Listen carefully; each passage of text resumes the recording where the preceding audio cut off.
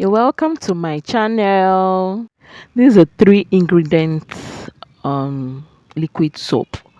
So in a bowl, in three bowls, I dissolve all the ingredients separately with 1 liter of water each.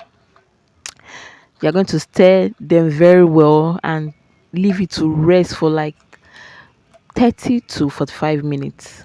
Allow it to rest, let it melt. So I start putting everything together. I pour my riser, melted riser, into the Texapon, and I stir very well. Like you need to stir it very well so that it will combine well and melt. Then after that, I pour in my industrial salt.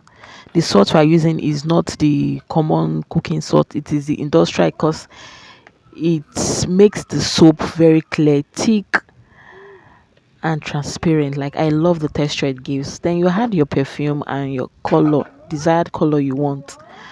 Stir it very well, mix it. Then set it aside to rest.